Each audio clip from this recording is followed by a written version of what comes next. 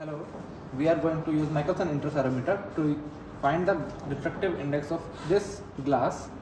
In this experiment, we have these all the components in which this is the laser, this is the screen, this is beam splitter and these two are the mirrors. इस experiment में जब laser beam splitter से पास होती है तो ये दो components में डिवाइड हो जाती है। एक हमारे पास सीधा जाएगी और एक इस तरफ आएगी इस मिरर पे। जो ये सीधा जाएगी वो इस ग्लास से पास होकर मिरर से टच करेगी एंड रिफ्लेक्ट बैक करेगी, रिट्रेस करते हुए पाथ को यहाँ से रिफ्लेक्ट करते हुए स्क्रीन पर आएगी। और जो लेज़र बीम इस मिरर पे आई थी वो भी रिफ्लेक्ट बैक करके इस स्क्रीन पर आएगी और वो दोनों इंटरफेयर करके एक इंटरफेरेंस पैटर्न बनाएंगे। अब बात आती है इसके प्रोसीजर की। सबसे पहला काम हमारा है इसके फ्रिंजेस का बनाना। उसके लिए हम इस मिरर को और इस मिरर को एडजस्ट कर सकते हैं जिससे हमारे पास इस स्क्रीन पे क्लियर फ्रिंज आए।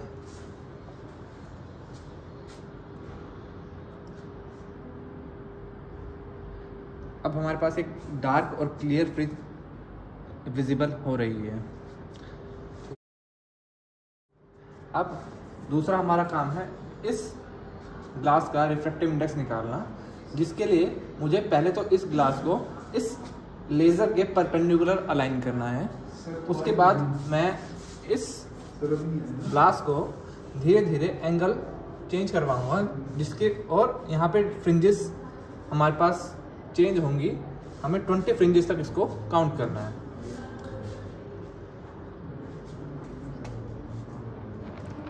थ्री 4 5 6 7 8 9 10 12 13 14 15 16 18 19 20। अब ये 20 फ्रिंजेस हमने काउंट कर लिए।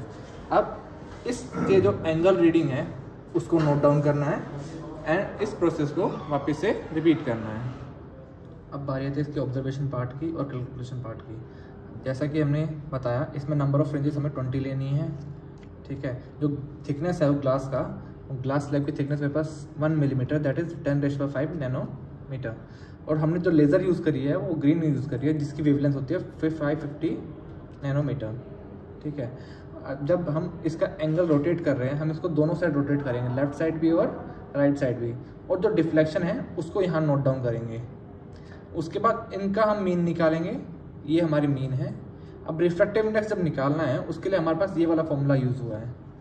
इस फॉर्मूला में जो टी थिकनेस है, एन हमारे पास नंबर ऑफ फ्रिंजेस है, लैम्डा ग्रीन लेज़र का हमारे पास वेवलेंथ और थीटा ये डिफ्लेक्शन है, ठीक है। अब इसके बाद जो हमारे पास रिफ्रैक्टिव इंडेक्स आया है वो 1.48। ऐसे मेरे पास हर ऑब्जर्वेशन के लिए रिफ्रैक्टिव इंडेक्स निकालना है। और उसके बाद जब हमारे पास रिफ्रैक्टिव इंडेक्स आएगा तो उसका एक मीन निकालना है। अब इस मीन के बेसिस पे हम परसेंटेज एरर निकाल सकते हैं कि कितना % हमारा एरर आया है।